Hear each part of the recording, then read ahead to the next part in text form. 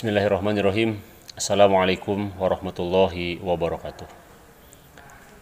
Alhamdulillah wa syukrulillah wassalatu wassalamu ala rasulillah wa ala alihi wa ashabihi wa mawalah wa manittaba'ah. Allahumma sholli ala Muhammadin wa ala alihi wa ashabihi ajma'in. Sahabat Basyirah yang dimuliakan Allah, alhamdulillah berjumpa lagi melalui media Basyirah. Kita saling tawasul bis sabr wa tawasul bil haq. Dan insyaallah kali ini kami akan melanjutkan pembahasan sebelumnya. Di pertemuan kali ini kami insyaallah akan menyampaikan terkait anjuran mencari harta.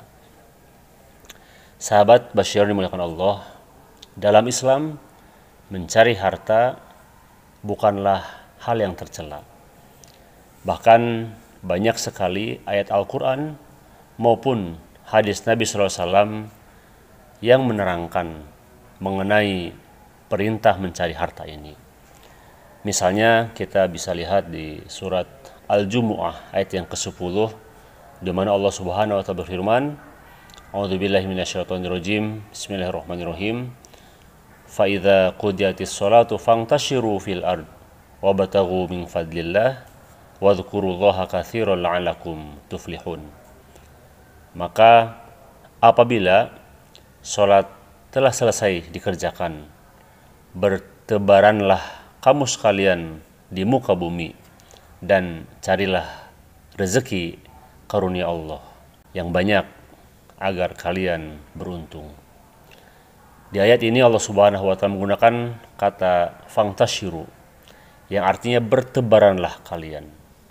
Karena konteksnya adalah jamaah kaum muslimin yang sangat banyak selepas sholat Jumat. Dari sini mereka semua diperintahkan Allah Subhanahu wa taala untuk bertebaran di muka bumi, mencari titik-titik peluang yang dapat dijadikan sebagai sarana untuk mencari harta. Misalnya juga di surat Al-Mulk ayat 15, firman Allah Subhanahu wa taala, "Huwallazi ja'ala lakumul arda dzalulan famshu fi manakibiha wa kulu min rizqih wa ilaihin nusyur." Dialah yang menjadikan bumi untuk kamu yang mudah dijelajahi. Maka jelajahilah di segala penjurunya dan makanlah sebagian dari rezekinya, dan hanya kepadanya lah kamu kembali setelah dibangkitkan. Allah Subhanahu wa taala menggunakan kalimat zalul. Zalul dalam kosakata bahasa Arab berarti rendah, hina, tunduk, patuh, belas kasih, mudah, dan sebagainya. Sehingga mufassir Indonesia Profesor Quraish Shihab mengatakan bumi itu dijadikan mudah bagi manusia. Bumi itu dijadikan tunduk bagi manusia, sehingga manusia bisa dengan mudah menjelajahi apa-apa yang ada di muka bumi. Bahkan di tafsir lain, misalnya dalam Sofah At-Tafasir, zalul di sini bermakna lunak dan mudah dijadikan untuk tempat berjalan. Di tafsir yang lain, misalnya tafsir Al-Azhar, di sana disebutkan zalul diartikan dengan rendah. Maknanya bumi rendah di bawah kaki manusia atau di bawah pijakan manusia. Sahabat Basyirah yang dimuliakan Allah, di ayat ini Allah Subhanahu wa taala menggunakan famshu fi manakibiha. Famshu ini artinya adalah berjalanlah kalian semuanya. Ibnu Katsir menyatakan bahwa Allah Subhanahu wa taala memerintahkan manusia untuk berjalan-jalan kemana saja. Kemudian dilanjutkan wa kulu min rizqih.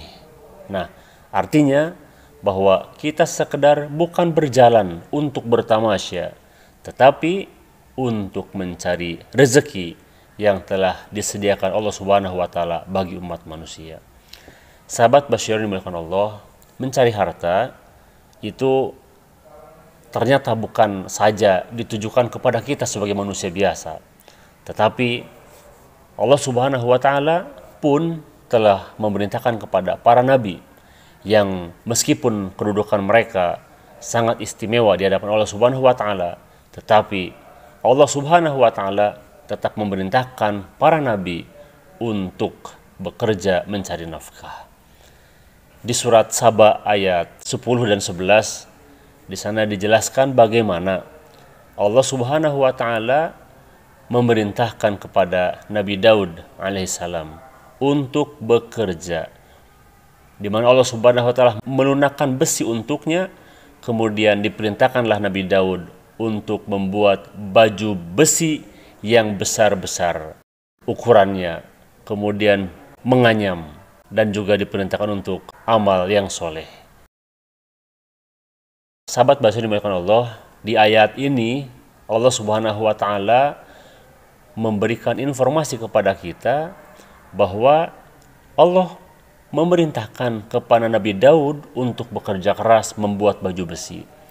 Tentu saja kita bisa bayangkan membuat baju besi itu bukan perkara yang mudah, tetapi tentu saja perlu kekuatan, tenaga yang kuat, konsentrasi, kepiawaian, dan keterampilan khusus.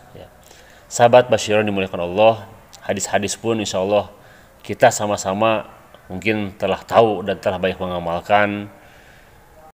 Ada hadis yang diriwayatkan oleh Imam Al-Bukhari dari Zubair bin Awwam, di mana Rasul mengatakan, sesungguhnya seorang di antara kalian membawa tali-tali dan pergi ke bukit untuk mencari kayu bakar, kemudian diletakkan di punggungnya, lalu dijual dia sehingga bisa untuk mencukupi kebutuhannya.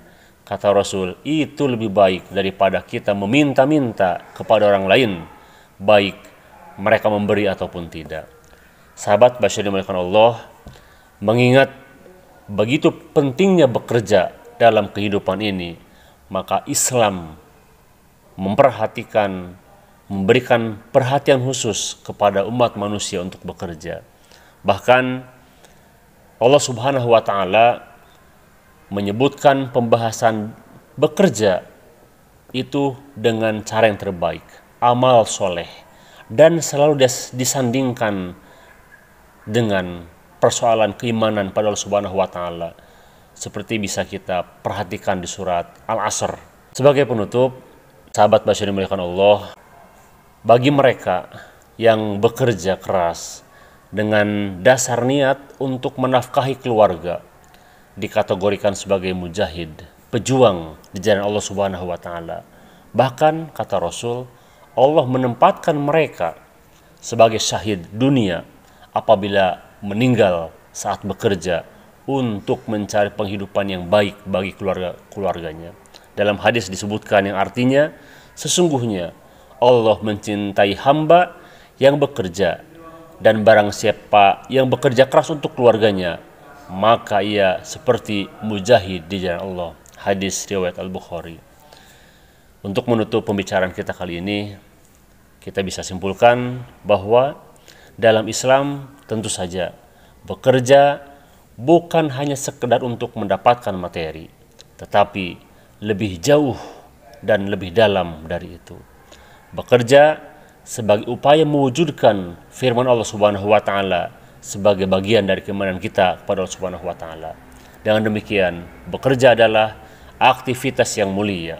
Dengan bekerja, seorang manusia, seorang muslim dapat melaksanakan perintah-perintah Allah lainnya seperti zakat, infak, sedekah, wakaf, dan lain sebagainya.